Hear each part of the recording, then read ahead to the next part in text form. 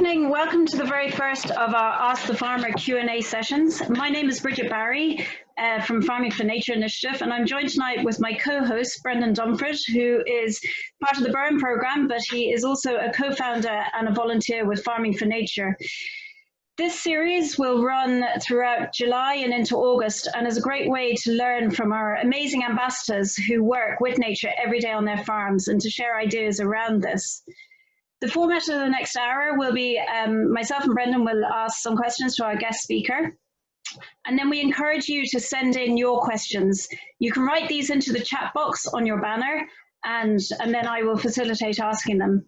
However, before we start tonight's session, I would just like to ask my colleague Brendan to give a quick introduction to Farming for Nature, what we're about and what we hope to achieve during this series. Over to you, Brendan.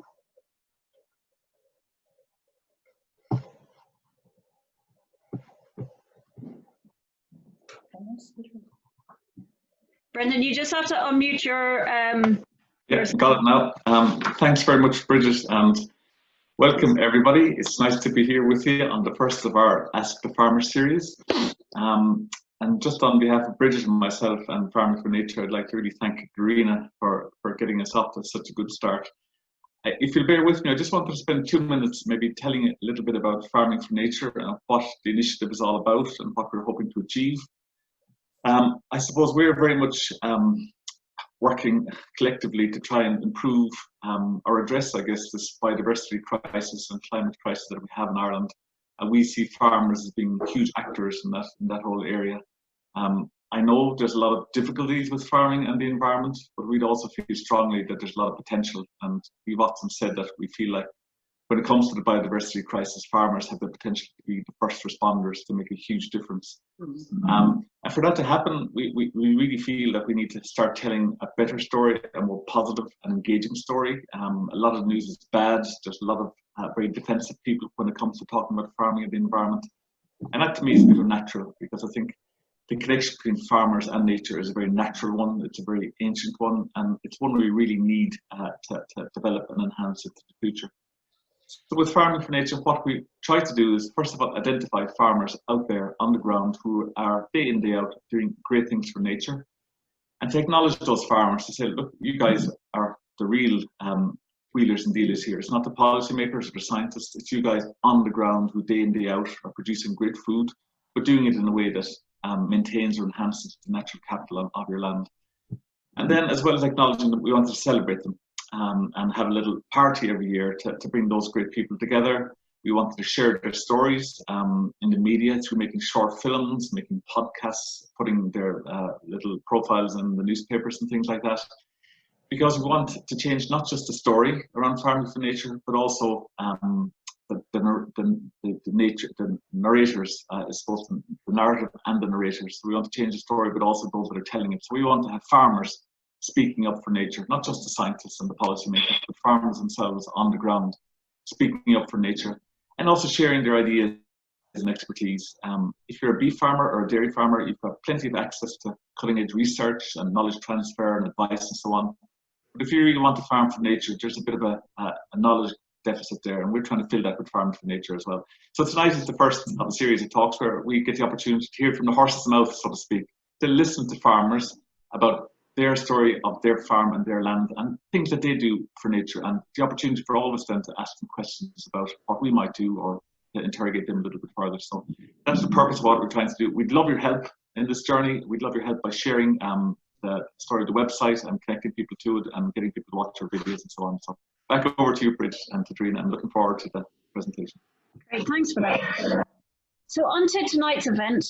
We're delighted to start with our most recent Farming for Nature ambassador, Darina Allen. Darina probably needs little introduction to many of you, as she's a regular on our TV screens, promoting good, healthy, nutritious food and sharing this passion with others through her permanent cookery school that's based on her farm in Ballymaloe in East Cork.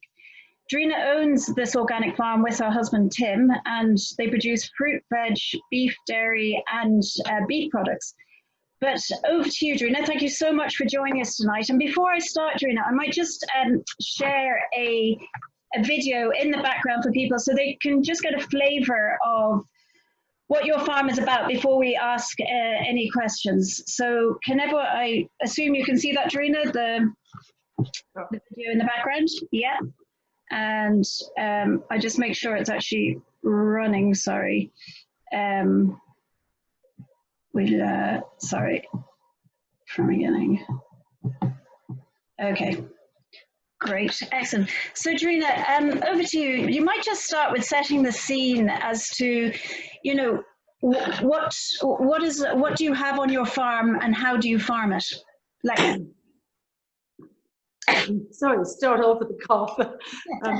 It's what nobody wants to hear when you mention COVID. Anyway, just give a little bit of background. We were fortunate to inherit 100 acres of farmland here in East Cork, which is overall the land in this part of Ireland tends to be quite fertile.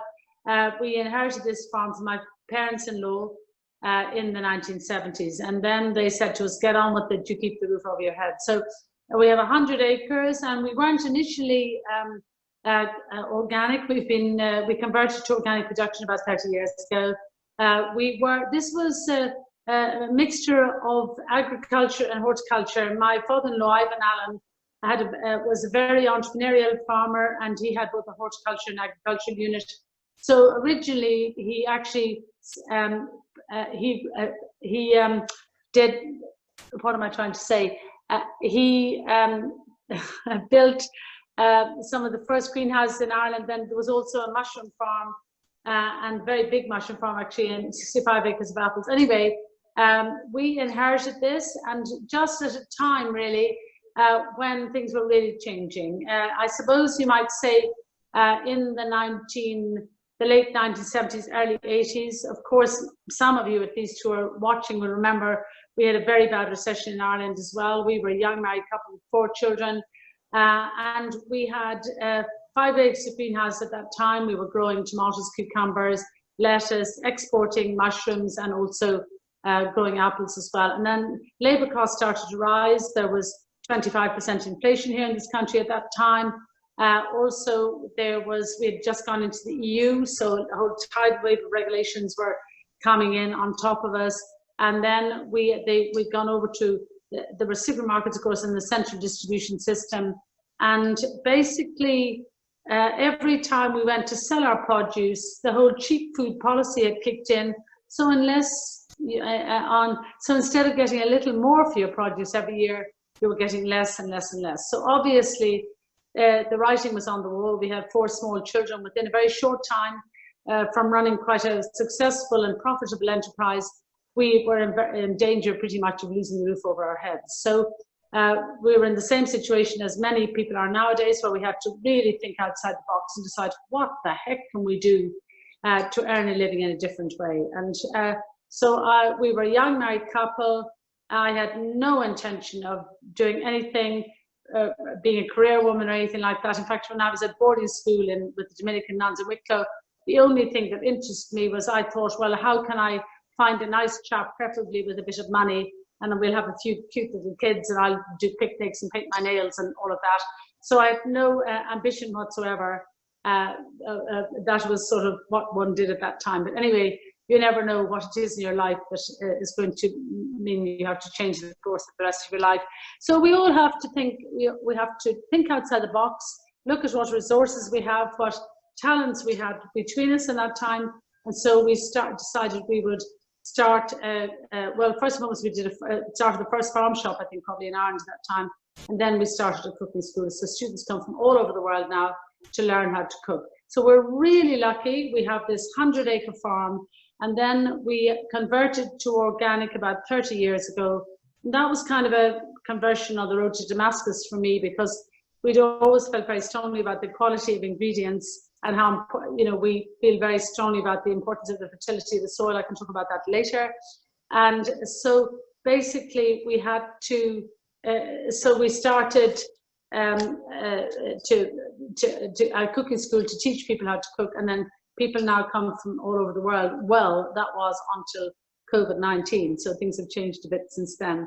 But anyway, that's a bit of background. So we have a 100-acre organic farm. The cooking school is in the middle of the farm, And so we're really fortunate that we can grow a lot of the produce that the students are cooking with, that we ourselves eat, and that we sell from our farm shop on the farm and at the local farmers markets. It's a mixed farm, but you go on, ask me questions, I can tell you more about that. So, you've actually just mentioned there the farm shop, and that you did help set up the first farmers market in Ireland. Do you see a huge benefit getting straight to your customer with your produce, Darina? Well, in my opinion, if you're a small unit, and it could be, you can indeed, with a very small acreage, you have to sell directly to the public. You absolutely must get the full price for your produce, in my opinion.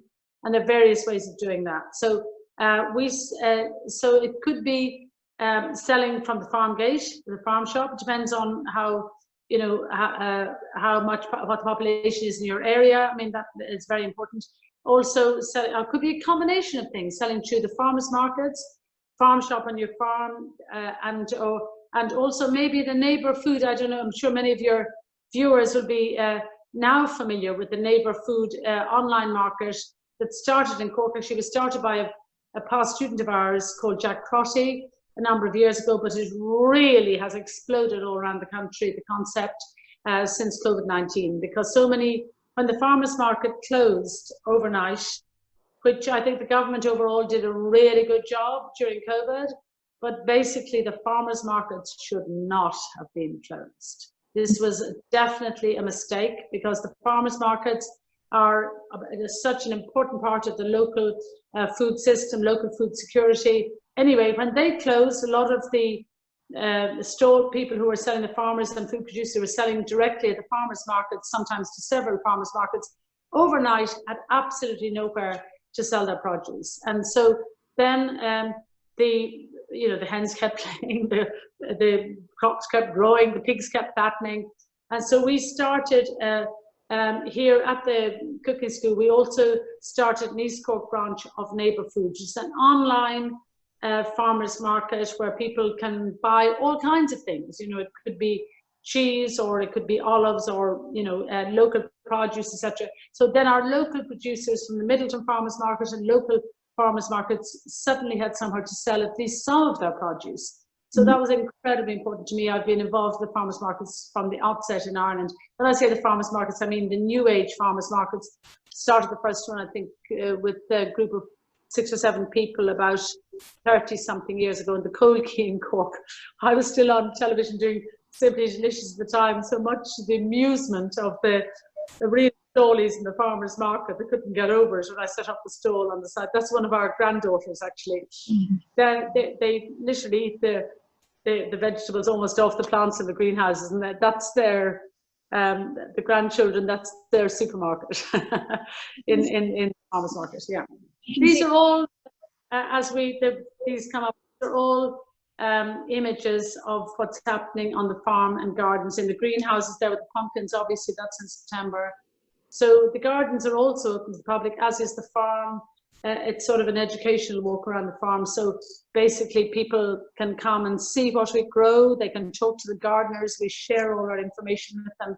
And of course they pay to come into the gardens and thing. So for all of us with small acreages, it's a question of lots of income streams, basically. And it's also I often say, sometimes people are, the most difficult people to get to come to a farmer's market are actual real farmers, and they think, what will the neighbours say, and blah blah blah. Forget it, forget the pride. Get out there, get out on your stall and sell your beautiful produce. Get the full price for your produce, get the pat on the back for actually producing something wonderful, and look into somebody's eyes, and you know that you're selling them something you can be proud of, and you get the pat on the back for it. And I can tell you, it doesn't matter how busy I am during the week, when I stand up behind my stall at the Middleton Farmers Market, and we supply 3 different farmers markets, one in Mahon as well, and one in Wilton. And the feedback from people, it's different selling at a farmers market, because you have, the customers are so grateful to you for actually producing something that they can know where it came from, they know the provenance, and they know it's going to nourish them. And you can look them straight in the face and know this food is going to nourish them rather than do them a damage, which indeed some of the ultra-processed food can do us. This is like trailer trash. Look, this is the bread shed and the fermentation shed in the Gardener's HQ. We need to build on, but at the moment we can't afford to. So basically, this is the way you can set up a business actually in one of these trailers.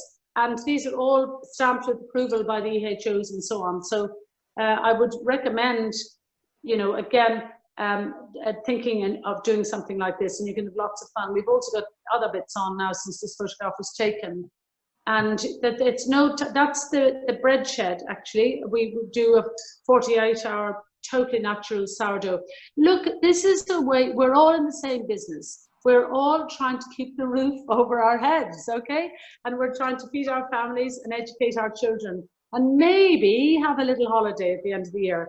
Nobody is going to have a house in the Caribbean from a small farming unit, but you can have a wonderful lifestyle. I don't want a house in the Caribbean anyway. And, you know, these are students, of course, learning how to make cheese there. This is the fermenting shed. So anyway, and this is Penny in the fermenting shed. We do kefir and kombucha and all the rest of it. And if you're down here, we'll give you the starter. There's a very subtle message in the gardens: grow food with our team. There you are. And now ask me some more questions or whatever. I've just been rambling on. Yeah. So the garden's too open to the public, as you can see. That's a maze, a 1/4 acre maze. And on the first day of the 12-week course, the first thing I do is run my hands through the soil and remind the students. Actually, that's in the vegetable garden, but I actually run my hands through a barrow of soil, which is actually humus, which is the final stage of compost. When everything is rotted down and life begins to come back into the soil again, there I am pointing out the living microorganisms and so on in the soil. And I say to the students, now that there used to be 66 students and they would have come from maybe 15, 16 countries. And I am introducing them to the gardeners and the farm manager, and I'm saying to them, this is Eileen here, who grew these beautiful carrots for your beetroot. And it took her 3 months to grow them. And don't you dare boil the hell out of them when you get them into the kitchen. And then I run my hands through the soil and I say, look, this is where it all starts in the good earth.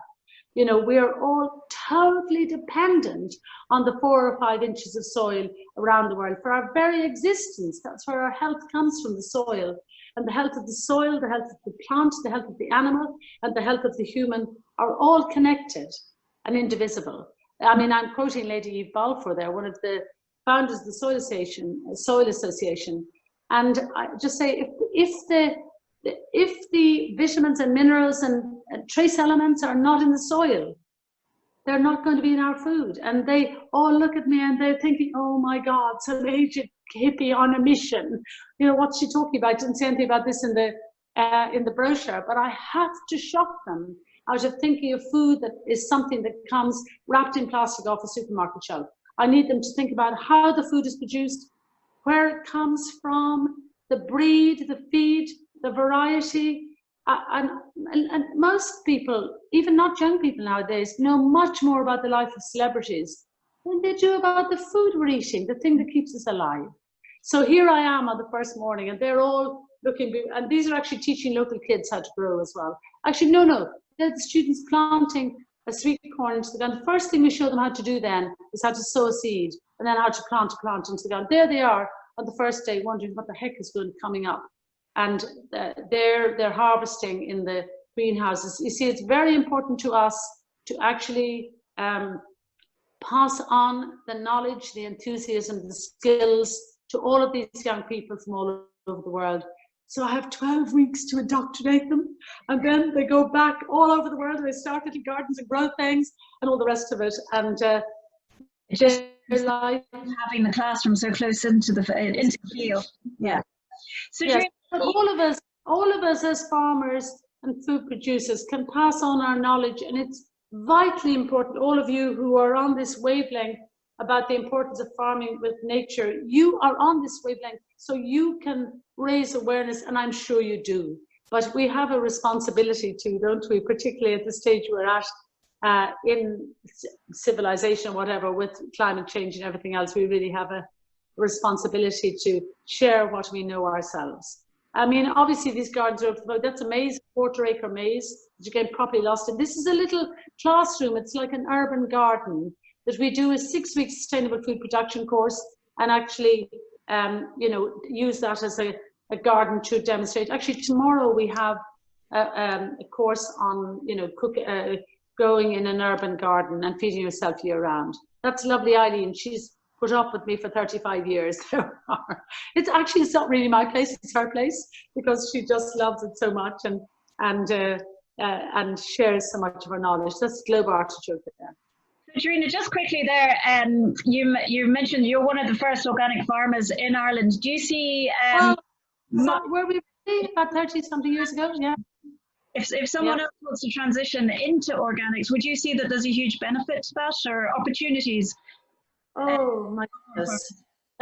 Well, look, it depends where you are. I think we all know we can't go on with business as usual much longer. It's here in Ireland, you know, if you talk to many farmers, would like to start the journey into what one might, instead of using the word organic, a lot of people now are talking about regenerative farming. So in other words, starting to nudge forward to actually farm in a different way. But so many farmers are actually caught, it's like a catch-22 situation. They're almost trapped in a certain situation. And many farmers, and indeed many of the advisors, you know, in my experience, actually, certainly some of the advisors, they don't actually believe you can farm without chemicals. It's very interesting, but it's very serious, because a lot of the farmers who would really need the support in terms of information and help and support really need people who really believe it can be done to help them. Also, now there are many farmers who would like to to start on that journey, and they need both financial support, and they need help in terms of information, and also we need to come to the point really where farmers who are farming with nature, who are looking after the environment, who are enhancing the biodiversity of the environment and all of that, the wildlife, the insects, the birds, the bees, everything. I mean, what's going on that they're not being rewarded for what they're doing for all the years, and what they're actually saving the government in terms of cleaning up the water and all that thing. So the people who are farming with nature really must be supported for that. And then the polluter, I'm afraid, the polluter must pay. There's no question about it. But there are plenty of polluters at the moment who really would rather not be polluting, but they actually will need some financial support and support in terms of advice to actually help them to start on that journey. And many farmers want to start on that journey because they know they see with their own eyes the diminishing of fertility of the soil, the yields coming down, they're getting less produce and all the rest of it. So they know it's getting worse and worse every year. And so as we know, our land in the fertility of our land in Ireland has come down by on average 40% in the last decade. It's a disaster, basically. So really, this is something we all know this is happening. So, but the farmers need support. I mean, and they have to be able to make a living. They have to be able to make a living. That's what it's all about, keeping the roof over your heads and feeding our families. But also there's the feel-good factor of it. I mean, I know a lot of farmers who feel very uncomfortable about what they're doing at the moment, but they don't quite know how to get out of it. Yeah, no, a lot of support is needed. Darina, before I hand over to Brendan there, I just want to say to our audience, please write in your questions to Darina into our chat box at the bottom of the screen or on the side of your screen, wherever it is. And then hopefully we'll get lots of time to ask Darina these questions. Brendan, I'll pass over to you there. Thank you, Darina, for your time. Yeah. Brendan, you just have to unmute. You have to unmute. You still have to unmute, Brendan. I thought I did. You're there. You can hear me now?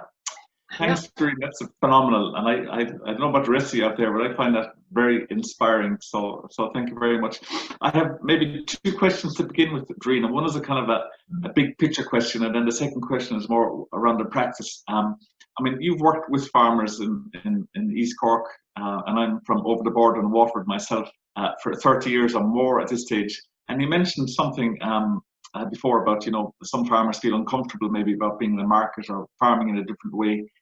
Do you think there's a lot of cultural resistance, you know, not just economic resistance, but cultural resistance to making those changes that you described? Do you think, I mean, what I mean is that do some farmers feel that they have to be modern and progressive and moving forward to be esteemed by their neighbours and so on? Do you think that's part of the issue of slow change? You know, Brendan, it totally is, and particularly with the dairy farmers. You know, it's really important to the young farmers to have more cows than their neighbour and to build up their herds. And of course, they've been encouraged over the last, you know, half a decade or whatever to produce, you know, to build up their herds, to have more cows on their land than before. And a lot of the land just can't carry the number of cows there are now. And of course, there's peer pressure there, and you can understand that, particularly with young people. But there is a growing unease too, I think. But the cultural thing can't be underestimated. You're quite right. And, you know, it's also, it's kind of a sort of, all what we're talking about is looked on, well, you know, it can be looked on as sort of hippie-ish or rope sandal-ish or something even still. And it's not looked on as the way forward by, it is in some areas now, it's being looked on as the way forward. But for a lot of young farmers who are, you know, part of the conventional farming system, it's almost like losing face to decide to go this way. But on the other hand, I'm really cheered up by the number of farmers, really progressive, bright, intelligent young farmers who are looking at what they call regenerative agriculture. And they're starting on a journey. There's some really interesting things happening around the country, Danu and various other projects. And they are, you know, they're hard-nosed farmers. They're not in it for the sort of dreamy, whimsy thing. They're in it to make money. And they see that they can make money, and it's more economic to look after the land, build up the fertility of the soil, build up their yields, and so on. And so that's heartening. And then also in the US, and particularly, there's this incredible young agrarian movement. Now, of course, everything's been interrupted by COVID at the moment, but basically all these young agrarians, young people who are going back to the land, wanted to farm on small parcels of land, there's the whole greenhorn movement. So that's also something that gives hope as well. And many, yeah, sorry. And I guess it doesn't happen overnight, Darina. It takes time, and you can't make a change too quickly. It does take time. Can I ask you, when you began, where did you get your advice from in terms of what informed the way you farm? Just through experience? Yeah. Well, you know, this is really interesting because we were conventional farmers. I mean, my brother-in-law, Rory Allen, and there's another farmer on Ballymenu House, a 400-acre farm, and so Rory my brother-in-law was renting some of the fields around our house here because he has years ago he grew potato, barley, and what are those three things? Potato, barley, and something. Anyway, a rotation of 3 different things, and so he was renting the land, and then we were actually really growing in the greenhouses. And as I said, you know, suddenly we had this crisis because we were being paid less and less, blah, blah, blah. Anyway, so I'd started the cooking school in 1983. And I remember one day I was giving a cooking class, and I was talking about the importance of getting really good quality produce and supporting local. I've been on about this for 20 years. Anyway, I was going on about this, and suddenly at the corner of my eye, I looked out into the field just behind the cooking school, and there was one of my brother-in-law's men with a tractor with a boom, I don't quite know how wide, spraying God knows what onto the field. And I just thought, oh my God, what a hypocrite am I? I can't bear this anymore. At that stage, I already knew too much. I know only a little, but none of us, doesn't matter who we are, can say any longer we don't know the damage those pesticides and herbicides are doing to our health, not to speak of what they're doing to the soil and the environment and so on. So I suddenly looked down at all this, and I remember coming back into my husband saying, I can't stand it any longer. We have got to go organic. We've got to take back the land which we were renting, and we have got to transfer to organic. And remember, we nearly lost the roof over our heads through farming, so it was a big ask. And I remember my husband saying to me, we can't, it can be a big black hole that whatever money we make from the cooking school will go into. And I promised him that whatever happened, it would break even. I would make sure that it wasn't thing, and I've done that. And of course, now I know that it can more than indeed break even. But this was a kind of conversion on the road to Damascus, because I could no longer, as a farmer, and this may sound very hippie-ish, but I'm aged hippie, really, as you can see. But basically, I feel a strong moral responsibility that whatever I grow in the way of food and sell to people, that I can look them straight in the face and know that that food is going to nourish them and make them feel well and keep them healthy.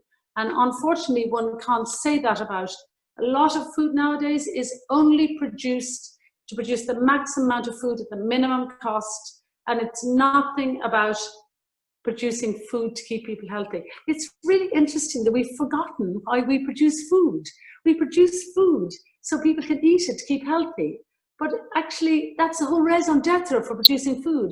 But yet it's almost nothing about that now. So for me, this was a moral issue. I could no longer look people straight in the face, and knowing that I'd sprayed it with this and that and glyphosate, blah, blah, blah, blah, blah, couldn't do it. Whatever I did, it had to be something I could stand over, whether it was the eggs or the milk or the whatever. And was it by trial and error, Darina, that you learned to do it, or how did you figure out how to make the transition? Sorry, my God, I gave you a big long answer. Yes, so anyway, then we decided to go organic. We decided to go with the Organic Trust, and we applied for, for certification there, and they came down. But now, here on our farm here in Chanagary, we have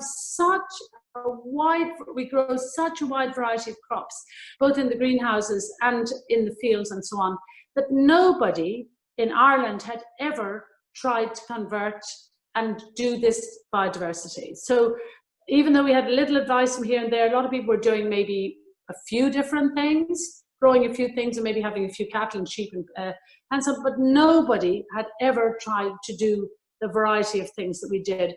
Then I joined the Soil Association as well, and they also gave me help, and we did lots of trips to UK to see. There are a lot of very big organic farms, thousands of acres actually, in the UK. So I have to say that organic farmers and the Soil Association, they were so generous with their information and really helped us, and it was totally trial and error. Because, in our greenhouse, for example, we grow, my husband goes mad when I say this, but we grow about 80 to 90 different crops. I mean, I've literally can do a list of them. And when I say crops, normally you think of a 10, 15, 20 acre field. Well, we're talking about small quantities of all these different things. So in the greenhouse, we might have 30 or 35 or 40 different things. We grow 25 different varieties of tomato.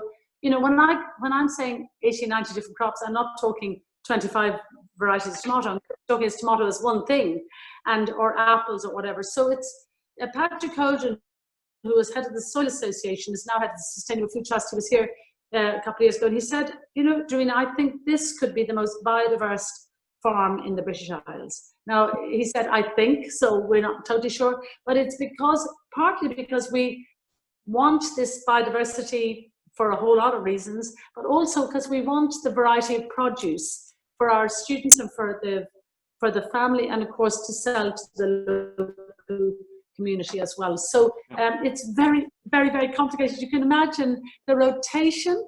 Holly, our farm manager, has been working with us since he was 14. He has the very unenviable task of working out the rotation, and then the Organic Trust have the job of just checking all of that every year, and they've been wonderfully supportive too. Brilliant. I just have one more question, and I'll hand on to Brigid. Just looking at your film and listening to Darina, it's kind of clear that you're not just a food producer, but there's a whole social dimension to what you do as well, with the education and the engagement and the food empathy and that side of things. And obviously you've made an economic success of it with a huge amount of work. But I just wanted to drill down into one particular aspect of nature. What? We don't have a house in the Caribbean, and I don't want Yes. to. But what I wanted to ask was about, in terms of the nature and biodiversity, your soil health. I know soil is a really important aspect of what, it's the kind of stuff we don't see. How do you manage your soil? I know you have some dairy cattle as well, dairy cows as well, but how do you manage the grasslands and the soil? Yeah. So basically, for us as organic farmers, and indeed for all of you, our total preoccupation is the fertility of the soil. Now, when basically, so we're all the time concentrating on building up the fertility of the soil. Now we have, I should have mentioned earlier, when we have 100 acres, so on that we have, we keep cows. I have 11 cows, Jersey cows. So we have a little micro dairy on the farm, and in that we, of course, milk the cows. We have just 2 clusters, and we milk the cows, and then we have our own beautiful Jersey raw milk. And then we have buttermilk, thick, gloopy, gorgeous buttermilk, like you might remember. We also make yogurt that you can take the lid off the jar and turn it upside down, and it doesn't come out of the jar. The way yogurt should be, and so on. So basically, and we sell, and also, of course, with the cream then, because Jersey is so rich, we take off some of the cream and we make butter with that, you know, like old-fashioned butter, but real butter, raw butter. And so then we sell the milk, the raw milk. We have a license to do that. Of course, a lot of people think, you know, it's illegal to sell raw milk. It's absolutely not. We've battled for the right of people to have the choice. So that's also, it's a growing market. So if people who are listening or have some cows and they are looking for an opportunity, I would definitely think in terms of selling raw milk from a small herd of, you know, beautifully healthy cows and so on. People come 50 to 60 miles for our milk, particularly if kids have asthma or eczema or something. The flavor of the milk is so amazing. So we sell the butter, we sell the milk, the buttermilk, the yogurt, and what else? I've forgotten what else I mentioned there that we make. Oh yeah, and so we sell that to our farm shop, and we have this little tiny micro dairy. It's also an educational unit, so we teach the students how to do all this and to make cheese and everything as well. So we're all the time passing on the skills, no secrets, just passing on the skills so that then our students will take those and spread them all over the world.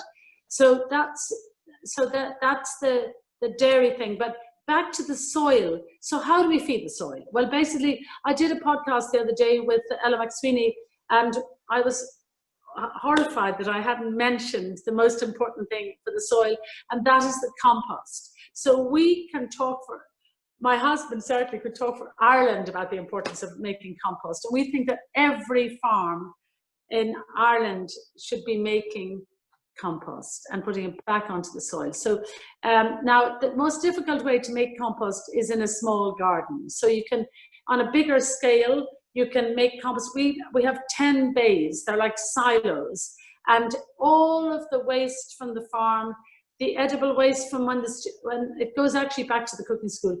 When the students are cooking in the morning, in all of the kitchens, they're what we call hen's buckets all around the kitchen.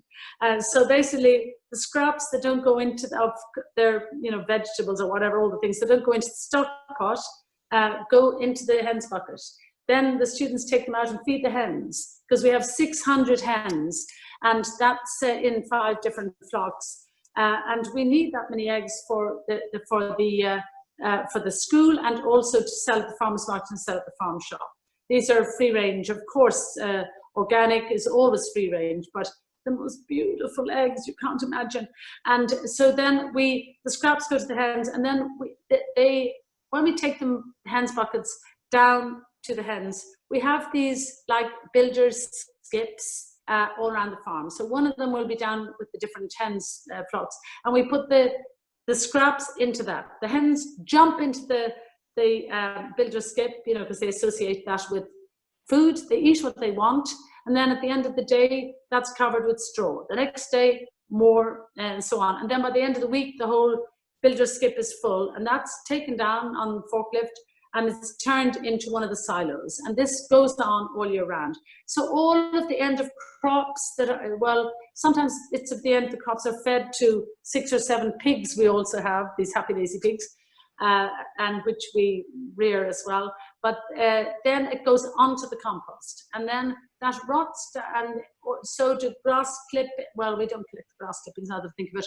It could be anything from leaf mold or whatever. Oh, we farm our manure, of course, from the animals and from the chickens as well, because the chicken houses are cleaned out every 2 weeks. That goes down onto. So we have a gorgeous mixture of lovely things in the compost. We don't do it very scientifically, but you have to, making compost, you have to sort of, it's like a cake. You have to have the different ingredients. And if you have too much of one thing or too much of another, it doesn't work. But anyway, that lots down. We do it quite slowly. It's turned every week with the front loader from one bay into another, and then so on and so on. And then, of course, it reaches really good high temperatures. And we do it slowly. You can do compost faster, but we do it over about 7 or 8 months. And then, oh my goodness, it all breaks down, and you have this beautiful humus. Which the word humus comes from human, and we all think, and not to be confused with hummus. And it's when life comes back into it, and it's sort of just like soil again, and we put that back onto the soil again to feed the soil, to make the soil more fertile. So making compost is incredibly important for our farming system. And I would, anybody, by the way, any of your people who've joined in on this, if you want to come over and see us or see the compost system we have, or ask us any questions. We've made tons of mistakes. Every year we learn, you know, and anybody in farming and horticulture, you know, every year you learn more. Timmy just came in this evening and said our golden wonders have got blight. Now, normally we don't, you know, golden wonders are quite are susceptible to blight. As you know, normally when we grow potatoes, we grow the blight-resistant varieties. But we can't resist golden wonders, but now they've got blight. So that's it. And we just cut off the tops, and they're probably not quite mature enough. But that's the reality of farming. You know, we're at the mercy of the climate, and you just put up with it. You learn one year to the next, and so on. So that's it. But I mean, how fortunate are any of us to own land? I feel we are so blessed, those of us who have a little land and can grow some of our own food. And, you know, one feels the responsibility to pass it on in at least as good nick, if not better nick, than what we got it to our children and grandchildren. And even more important now, because you can be, we often used to joke that we'd never live in Manhattan, even if we were overlooking Central Park, because we could never have, you know, a lovely fresh egg for our breakfast, or although some people do have gardens on their roofs over there, but, you know, those of us who have a little land to grow some of our own produce and have a few hens, we're blessed indeed, and very rich in real terms. Yeah. Okay. Darina, I might just go to some questions from the crowd, if that's okay. So just very quickly, because we haven't got a huge amount of time, but this is quite a big question, and so I don't know what angle you want to take it from, but how long does it take to transition from farming using chemicals to farming for nature only? I mean, I know it depends on your starting point, but... Yeah, a very interesting question. Basically, it takes about, you know, it depends on how you've been farming before. It'll take at least 2 or 3 years in transition before you can call yourself organic, or, you know, biodynamic is another layer up again. But having said that, I remember originally when we had decided to go organic, and I asked the inspector from the Organic Trust, how long will it take us to build up the fertility of the soil again? And now we were not even farming particularly intensively in the thing. You know, we were sort of rather more, because we were already, my brother-in-law was already getting a bit uneasy about all of the space and everything. Anyway, I remember he said to me, it'll take at least 20 years to build up the fertility of the soil again. And I was like, 20 years? It couldn't possibly. It's taken every bit of it. And now our land here is very fertile. We also use not only compost, but also we're very close to the sea here in East Cork, near Ballycotton. So we collect, after storms, we collect seaweed whenever we can. We also put that onto the soil and we feed it to the animals as well. So that's also helped to bring up the fertility of the soil. And we get it's also a really good idea to link in with a soil scientist and get your soil tested regularly. Otherwise, we're just guessing. We're on more or less neutral soil here on sort of loam, but basically, and overall it's good, but we have, yeah, wait till I tell you the other thing about when your soil, building up the fertility of the soil is so crucial for all kinds of reasons. Not only do you get, higher yields and all of that, but as well as that, when the soil is really fertile, your plants are much, much healthier. So you have much less problem with disease. The healthier the plants, the less disease you have. And when I say this to people, they don't really believe me. But I can tell you, all our team here know this now. And we almost have an embarrassment of lack of slugs. I mean, people say, where are slugs? And I think they think I'm out in my nightie at night picking off the slugs off things where they're not looking. But it's just that the plants are they're so strong. It keeps off it helps to, they're able to resist disease. It's like ourselves. The stronger we are, the more rested we are, the less chance we have of getting all the various things. So that's an incredibly important thing. And it's a real realization that a lot of farmers don't really believe this is the case, but we've seen it with our own eyes over and over again. And if there was no other reason to build up the fertility soil and go organic, this is certainly a very good one. Brilliant. I have another question here. In your journey, Darina, from conventional to organic production, can you think of the #1 change in farming habitats that have benefit from the build-up of your soil health? Yeah, this is also fascinating. I mean, there's lots of research on this all over the place too, but to show that on organic farms, farmland, there's always a greater biodiversity of insect life, bird life, wildlife, etc. And we have seen this in spades here. Basically, now we also have our painter who's been with us many years, he's also a very enthusiastic. He doesn't like when I call him an ornithologist, but he's what you might call a birder. But anyway, every 2 years, for years and years now, we've been, and he knows every nesting bird that's on the place. He just, I don't know, he tell you where there's this nest. Anyway, we've done a bird survey for the last, I don't know, maybe 10, 15 years. We do it every 2 years. And last year there were 46 different nesting pairs on the farm, on 100 acres. Now, when I say nesting pairs, that could be 20 different kinds of blackbirds. It could be, we have all kinds of things, kites and all sorts of buzzards, etc. But basically 46 different types of nesting pairs. Now, I said, well, is that good, Dennis? And he said to me, well, yes, it really is. He said, because generally on 100 acres, farm convention, whatever, farmers would be delighted if they had 15 different species, and they might even have less. So now we came across a pine marten the other day. We have badgers, we have some foxes, but we have electric fence all around our chickens to keep the fox away. But and we have, so lots and lots of different birds, insects. We have the other thing that's really great is to have a pond, because then you'll have dragonflies and all the pond life, and that's really, really important as well. So so definitely we've noticed all of that, but it's not just on our farm. That's a regular thing. And actually, do you know whether you've noticed there are many more flies this year? Mm-hmm. But hey, that's a good thing. Mm-hmm. They had, there were less and less flies, and everybody thought, well, that was great. But actually we suddenly realized that was a sign of, that more and more we've killed off. And also, of course, we have some bees as well. If you can have a few beehives, even if you don't feel like doing bees yourself, go and look and see who are the local beekeepers in your area.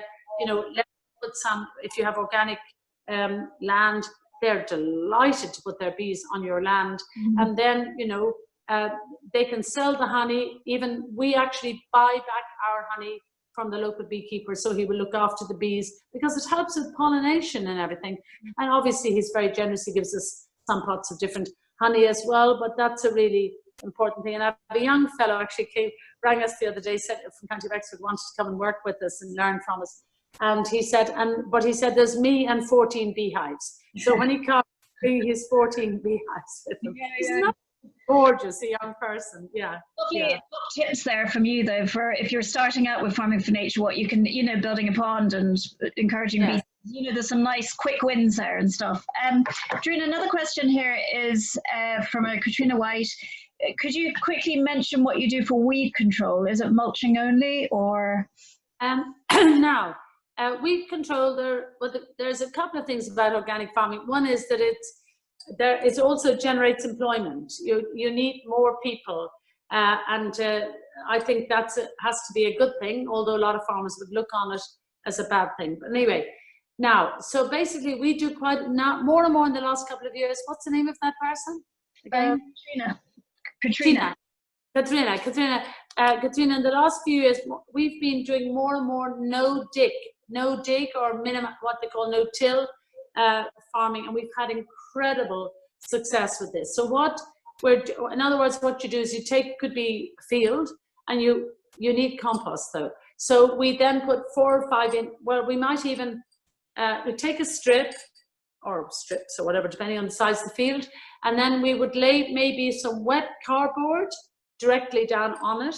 Then we put 4 or 5 inches of compost or humus, and then we plant directly into the compost of the humus. Onions, leeks, that kind of thing. And then we, at either side of the bed, you have to keep the bed, now I can't remember exactly the width, but it's an easy width so you can stretch it from one side to the other, I should know that. And then we have straw along either side to keep down the weeds on the path. Mm-hmm. Now, then you just put in the whatever it is, the onions, leeks, whatever, we have particular success with those, and then that's it.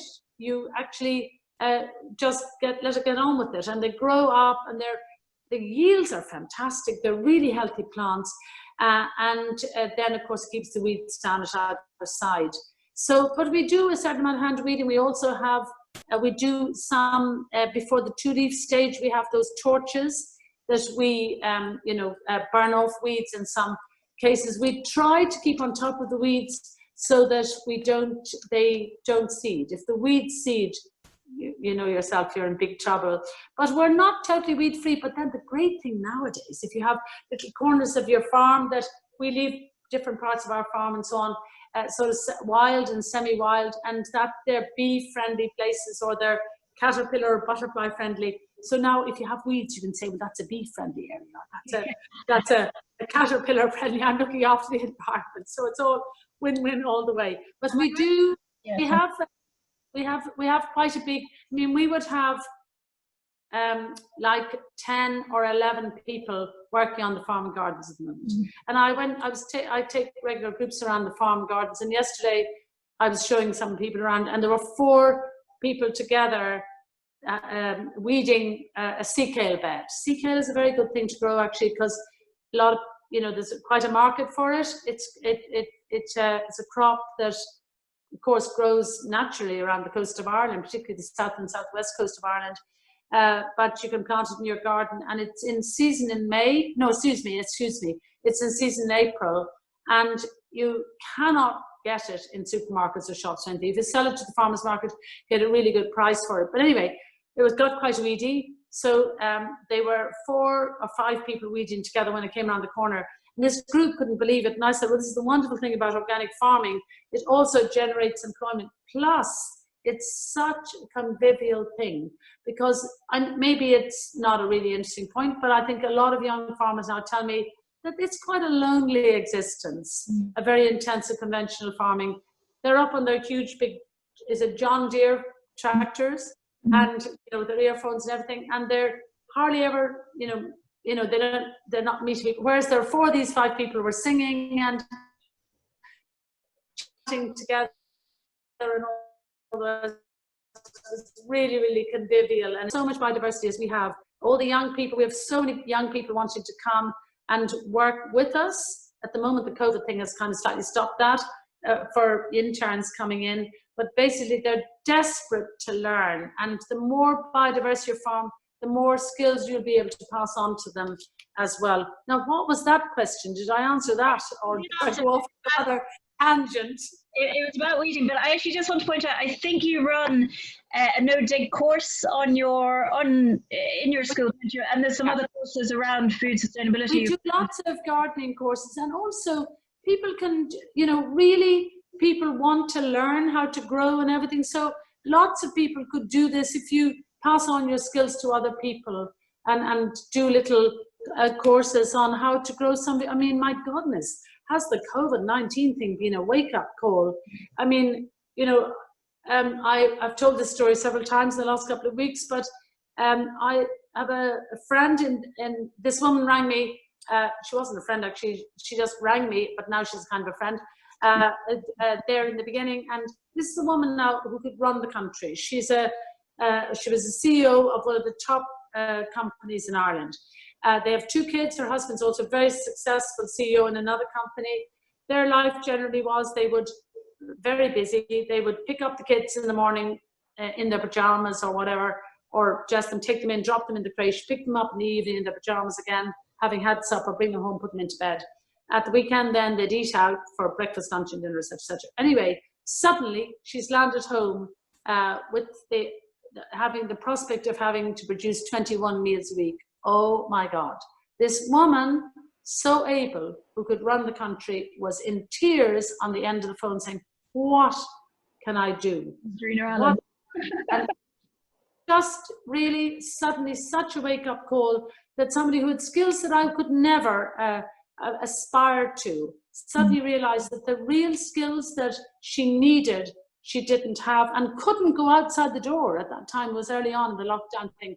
Plus, other people have, of course, started to grow some of their own food. The whole the worry about food security, you know, that was something that didn't really ever, you know, a lot of people heard the words food security, didn't think it would ever impact on their lives. Hey, do we now realize, we saw some of the supermarket shelves empty, we see how fragile and how fractured our food system is and our food distribution system is.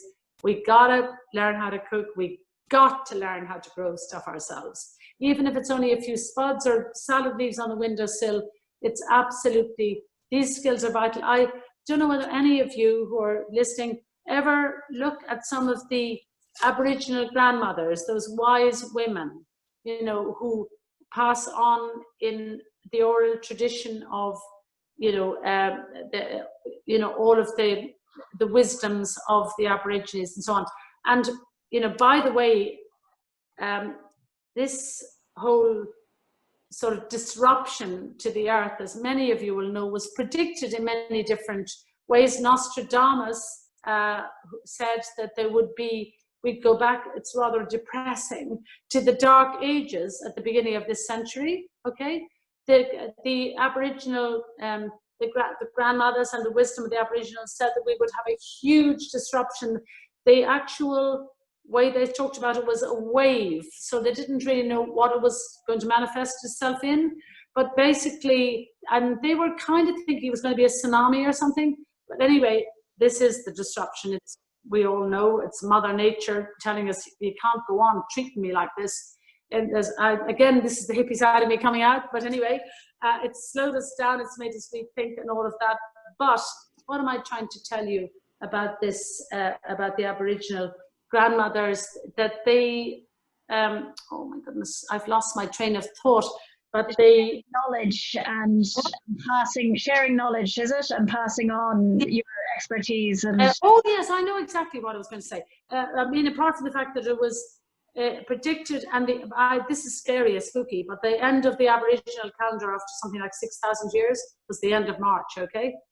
Anyway, and now we're into a new era, but they've actually, the one nice thing is they say there'll be huge disruption and much suffering, but in the end, it'll all come better in the end. But they talk about people being illiterate and allowing themselves to become illiterate.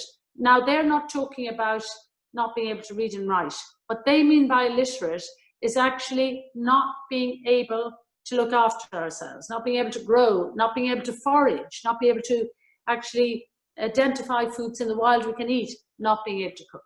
So, I mean, back to my lovely CEO in Dublin, a woman highly intelligent, highly achieving, suddenly did not, she was illiterate in basic life skills. So it's another reason why we need to get cooking and practical skills re-embedded in the national curriculum. How to grow, how to cook. And if I was Minister for Education, I would not allow any child in Ireland or wherever to actually be awarded a leaving certificate without being able to prove that they can cook and they have the basic life skills to cook for themselves.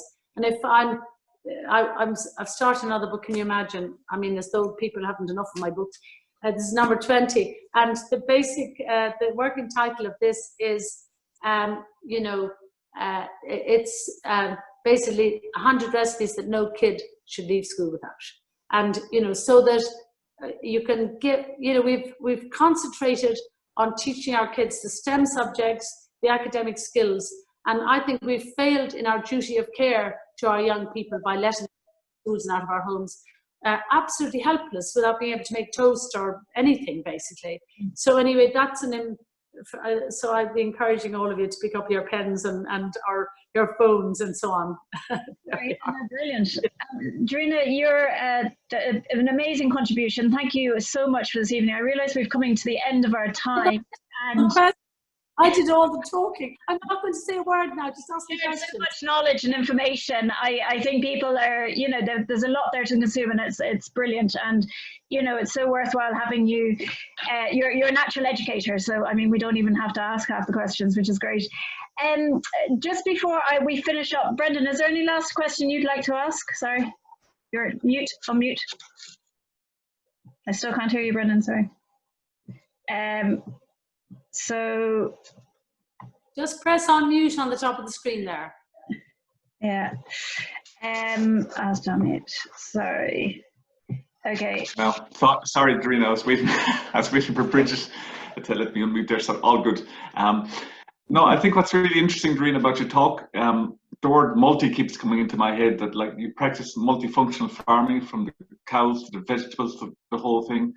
I think the output then is the outcomes are really multi-dimensional. They're environmental, economic, and social. They're really, really strong. But what I love about what you do as well is you talk about intergenerational and multi-generational farming, from the grandparents down to the grandchildren. And I guess what's really interesting about what you do is that you're thinking a generation ahead all the time, which is really fascinating and inspiring.